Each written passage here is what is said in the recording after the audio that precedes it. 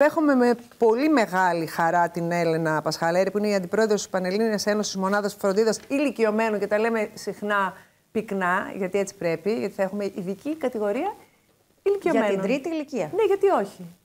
Να συζητάμε για αυτή τη μερίδα του κόσμου, βεβαίως. Φυσικά, γιατί έχουμε αγαπημένους ανθρώπους που ανήκουν σε αυτή την κατηγορία και θέλουμε να χαίρουν της καλύτερης φροντίδας. Της πιο αξιοπρεπούς. Η αξιοπρέπεια πάει χέρι-χέρι με την τρίτη ηλικία, στο δικό μας το μυαλό. Για ένα κράτος που θέλει να ονομάζεται ποιοτικό, κάθε τι που αφορά άλλες πλεύσεις και δεν ασχολείται με αυτό, είναι νομίζω καμία σχέση με ποιότητα, ίσα-ίσα επιβαρυντικό θα έλεγα. Είναι πολύ κρίμα. Μιλάμε για κράτος πρόνοιας αν δεν ασχολούμαστε με τους ηλικιωμένους μας. Ναι, είναι πολύ κρίμα. Είναι πολύ κρίμα να παροπλίζεται μια μερίδα. Για τη φροντίδα θα μιλήσουμε λοιπόν, την καλή φροντίδα και τα κόστη της. Δύσκολα τολμάμε να ρωτήσουμε το κόστος. Πρέπει να το συζητάμε συνεχώς. Σε μια φροντίδα... Πρέπει να το συζητάμε ανοιχτά, το κράτος πρέπει να είναι μαζί μας, γιατί στην Ελλάδα γίνεται ιδιωτικά. Κακώς, αλλά έτσι συμβαίνει. Δεν υπάρχει κανενός είδους χρηματοδότηση. Υπάρχουν κάποια επιδόματα, τα οποία είναι όμως απευθύνονται σε ειδικές κατηγορίες πολιτών. Για παράδειγμα, το επίδομα ΚΕΠΑ. ΚΕΠΑ είναι το Κέντρο Πιστοποίησης Αναπηρίας, Χριστίνα. Οπότε, υπάρχει μια ειδική επιτροπή που πραγματικά γνωμοδοτεί, αξιολογεί το περιστατικό, αν είναι δικαιούχος αυτού του επιδόματος. Όντως, δηλαδή, δίδεται αυτό. Όμως υπάρχει μια μερίδα που εγώ γνωρίζω καλά, γιατί στις δομές μας, εγώ εκπροσωπώ, όπως είπες ήδη, τις μονάδες φροντίδας ηλικιωμένων στη χώρα. Στις δομές μας λοιπόν έχουμε άτομα που είναι κινητικά με άνοια. Αυτά δεν δικαιούνται κάποιο επίδομα. Τα άτομα αυτά δηλαδή που έχουν Alzheimer's disease ή άνοια σε όλες τις εκφάνσεις αυτής της έκπτωσης μνήμης, δεν παίρνουν στην Ελλάδα κανένα επίδομα. Γιατί θεωρούνται λειτουργικοί από την άποψη της κινητικότητας και δεν έχουν κάποια αναπηρία. Γιατί δεν έχει σχεδιαστεί, θεωρώ σωστά, όλο αυτό το σχέδιο δράσης που πραγματικά θα στηρίξει αυτή την ομάδα. Άρα εξαιρείται ένα πολύ μεγάλο μέρος του πληθυσμού που θα πλήττεται σε λίγο από άνοια και από που δεν μπορεί να διαμένει στο σπίτι του, στη συμβατική του κατοικία, έτσι, που έχει εξαντλήσει το σενάριο αυτό. Τα άτομα που δυστυχώς βλέπουμε και στο Silver Alert, όταν δεν έχουν οικείους και κάποια στιγμή χάνονται, γιατί αποπροσανατολίζονται, χάνουν τη διεύθυνσή τους, μπαίνουν σε ένα λεωφορείο, θέλοντας να πάνε σε παλαιότερα. Η φόρμα την οποία βλέπουμε χωρίς να είναι συμπληρωμένη, πώς καλούμαστε να τη συμπληρώσουμε και τι καταλαβαίνουμε όταν τη συμπληρώσουμε? Τι καταλαβαίνουμε, πόσο κοστίζει σήμερα πραγματικά η καθημερινότητά μας, η ζωή μας, τα νοικοκυριά μας πόσο επιβαρημένα είναι, και εν τέλει αρθριστικά μας δίνει ένα νούμερο, δηλαδή το ενοίκιο, τα κοινόχρηστα, η ψυξιθέρμανση, η άθη, η συντήρηση, οι βλάβες που συμβαίνουν στο σπίτι μας. Αυτά είναι τα του σπιτιού.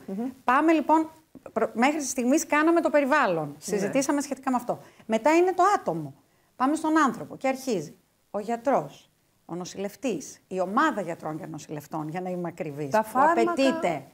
Τα φάρμακα που ας πούμε ότι είτε στη συμβατική κατοικία είτε υπάρχει μια συμμετοχή. Λέω για τα απόλυτα ιδιωτικά. Τα έκτακτα περιστατικά. Τα έκτακτα είναι πάρα πολλά. Μια πτώση, ένα έξτρα, τα είδη που χρησιμοποιούμε για την άριστη υγιεινή που απαιτείται. Γιατί είναι εξαθλίωση αν κάποιος άνθρωπος στην τρίτη ηλικία δεν έχει την άριστη συνθήκη στην υγιεινή του. Είναι αναξιοπρεπές. Ξεκινάμε από κάτι που είναι τόσο απλό και όμως τόσο σοβαρό. Η καθαριότητα. Η καθαριότητα η ατομική. Ναι, βέβαια. Γιατί ο άνθρωπος δεν μπορεί να χρησιμοποιήσει μόνος του την τουαλέτα. Οπότε καταλαβαίνετε πόσο δύσκολο είναι και πόσο προσβλητικό να μην είναι αυτό το περιβάλλον όπως πρέπει. Ένα μέσο κόστος δώσε μου. Διαμονής σε μία μονάδα φροντίδας ηλικιωμένων. Στη Θεσσαλονίκη, γιατί οι τιμές διαφέρουν ανά πόλη, Χριστίνα. Στη Θεσσαλονίκη και γενικότερα στη Μακεδονία, που γνωρίζω πολύ καλά, οι τιμές είναι από 1.300 ευρώ μηνιαίως μέχρι 1.500 ευρώ. Κάτι το οποίο ακούγεται πολύ για να φύγει από τον οικογενειακό προγραμματισμό, αλλά τόσο κοστίζει. 1.300 με 1.500 μαζί με τα φάρμακα. Αυτό δηλαδή είναι.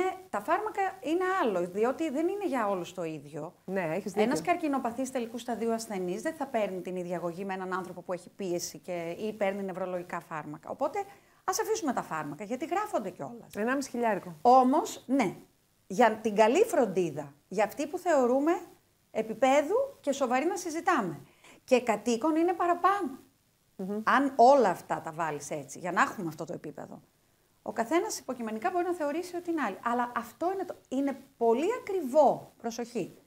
Στο άκουσμα ότι ποιος θα βγάλει από το ταμείο του σπιτιού, ταμείο, καταλαβαίνετε τι εννοώ, κάθε σπίτι είναι και μια επιχείρηση έτσι, στο σύστημα. Έσοδα-έξοδα. Έσοδα-έξοδα, βεβαίως, και έτσι πρέπει να κρατείτε. Να βγάλει 1.500 ευρώ, να στερήσει από τα φροντιστήρια των παιδιών, όταν είμαστε εμείς η ηλικία, η δική μας, το σάντουιτς που λέμε, έχουμε ξαναπεί γενιά σάντουιτς που φροντίζει μεγάλους και παιδιά. Και αν το δεις όμως από την άλλη πλευρά, πόσο στοιχίζει πραγματικά, είναι πάρα πολύ φθηνό. Αν τα συμπεριλάβεις όλα αυτά μέσα. Δηλαδή στη Γερμανία, ας πούμε, στην ευρωπαϊκή χώρα, ανήκουμε επίσης στην Ευρώπη, θυμίζω, αυτό στοιχίζει 3,5. Ξεκινάει από 3.500 ευρώ. Καλά που θα γεράσουμε στην Ελλάδα. Το ίδιο πράγμα. Το ίδιο. Γιατί στοιχίζει τόσο, θα μου πείτε, πάμε ανάλογα με τους μισθούς και όλα αυτά. Ναι, αλλά η φροντίδα η καλή δεν μπορεί να πέσει κάτω από αυτό. Διαιρέστε το, είναι 50 ευρώ την ημέρα. Ποιο ξενοδοχείο, τι φαντάζεστε για ξενοδοχείο των 50 ευρώ, δεν υπάρχει. Που είναι μόνο η διαμονή. Όχι τη σύντηση, η φροντίδα, η ιατρική κτλ.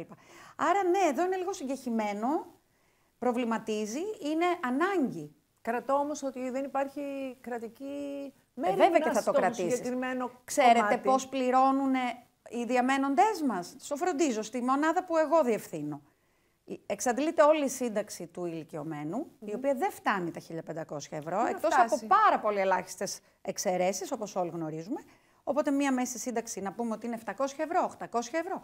Και μετά καλούνται τα παιδιά να δώσουν τα υπόλοιπα. Να πληρώσουν τη διαφορά. Το κάνουν με χαρά. Είμαστε η ελληνική οικογένεια. Αλλά δεν θα έπρεπε εδώ να υπήρχε ένα, αυτό ζητάμε στην Μέμφη. Αυτό βέβαια η κυρία Ζαχαράκη, πρέπει να σας πω, και ο κύριος Σπύρος, ο γραμματέας του Υπουργείου Οικογένειας, Συνοχής και Οικογένειας, νεοσύστατο Υπουργείο, σε αυτό ανήκουμε πια και ευελπιστώ ότι τώρα πλέον θα δοθεί και μια στήριξη.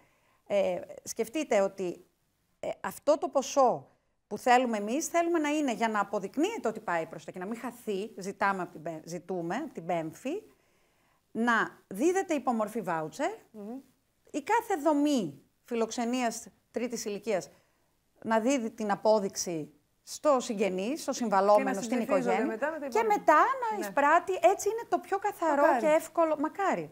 Σε κάποια μη κερδοσκοπικού χαρακτήρα, γιατί δημόσια δεν υπάρχουν στην Ελλάδα, έχει δοθεί. Αλλά εκεί εξυπηρετούνται μόνο άτομα που είναι απόλυτα αυτοεξυπηρετούμενα άλλες καταστάσεις. Δεν μιλάμε για αυτές τις καταστάσεις. Δεν μιλάμε για αυτές. Μάλιστα. Πολύ ενδιαφέρουσα συζήτηση. Θέλω να τη συνεχίσουμε με άλλες λεπτομέρειες και άλλα στοιχεία την επόμενη φορά. Είμαι στη διάθεσή σας κάθε φορά να μιλάμε για την τρίτη ηλικία. Ευχαριστώ πολύ.